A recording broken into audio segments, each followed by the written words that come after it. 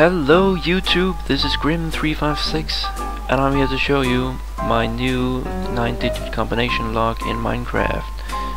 It's an improved design in the way that I'm able to program the code from the keypad itself compared to my old design, which is exactly the same as this one. I just have that new neat function applied to it. So, how does this monster work? Well, that's what we're gonna take a look at. Well,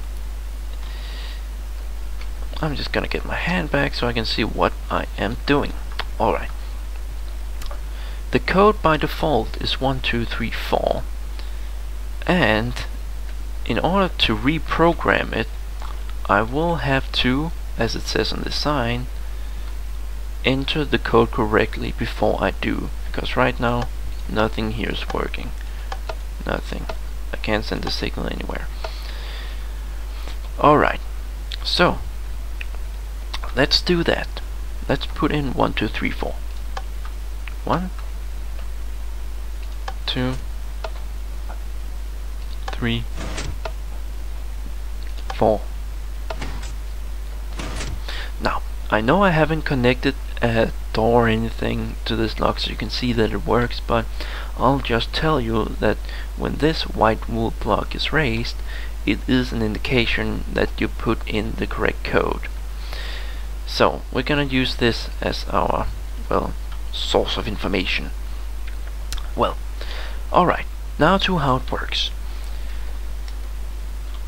Now I need to enable programming, and that means I need to pull this lever, and what it does is it lowers all these diamond blocks. Now, if you've seen my last video, you will know that this design relies on these diamond blocks to get lowered one at a time. So a signal, so the signal associated with the lowered diamond block doesn't passes through to this green wool lane, because if it did, the lock would reset. But obviously, when I am programming, I can't have the lock resetting, because the programming needs needs the code to be entered correctly, just as it says on the sign. So now, when the diamond blocks are lowered, a signal can pass through anywhere when I put in the digits, and it won't reset the lock. So what I need to do now is to delete the old code, and the code is stored in these red wool memory cells, RS knowledges as they are called. So I have a button for that. Reset code, it says, sends a signal through here, up this red torch tower, down these lanes, and resets all the RS knowledges. And now I can put in the new code, because when I entered the correct code and enabled programming, I sent out a signal down here, and not only did I lower the diamond blocks by inverting the signal on these red torches, I am also sending a signal to this white wool lane, which raises this block, so a signal can pass through to this mechanism. And it also, on top of that, sends a signal to this blue wool piston, and so it can get lowered. And that enables the output of the lock to send a signal of this lane, which pushes out these pistons. And I know this may be confusing to some of you, but don't worry, that is quite normal, I assure you. So, alright, when I put in a digit, the signal will pass through here and activate this mechanism. And this mechanism is actually a vertical design of what you see down here with the gold blocks. It's a signal progressor. Right now the signal is stored in there, and if the mechanism was activated, this gold block would be pushed out and the signal would progress through to here. and I would no longer have the correct code entered. the lock would be reset. But anyway, this mechanism down here isn't connected at the moment. The signal will go through here and progress the signal here, and these signals are connected to these blue wool lanes, which lowers all these pistons on 4 levels. You can see only one is lowered at the time.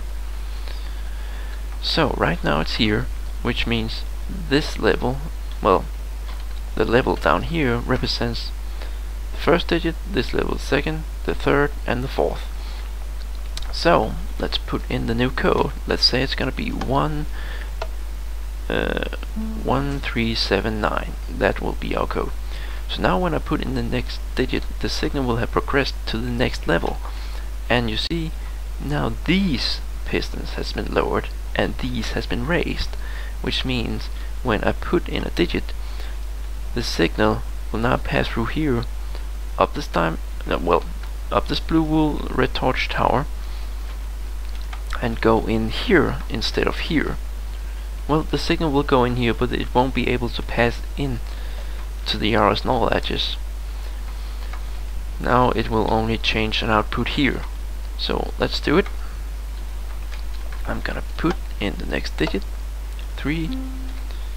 Let's put in 7, and let's put in 9.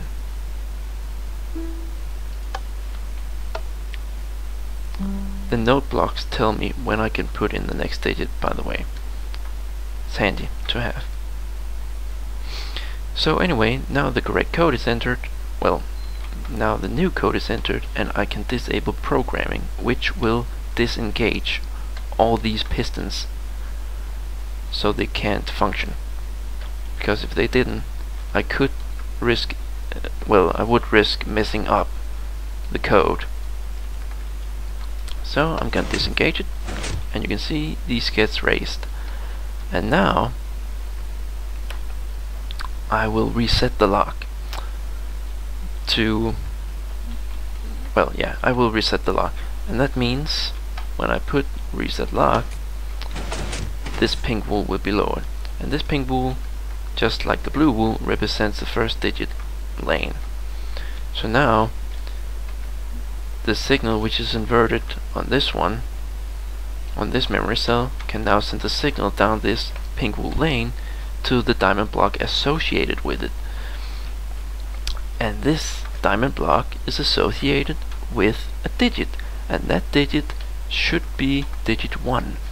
And as you can see, this redstone lane is connected to the diamond block, and it sends a signal all the way down here, up here, to this obsidian block, and this obsidian block is connected to digit 1. So when I push it, the signal can pass through the diamond block down there. And that's how it works. Every time the signal progresses, and the signal will come through a new green wool lane, which activates the next level of the pink wool. And that means I will not have to push in digit 2 in order for the lock not to reset.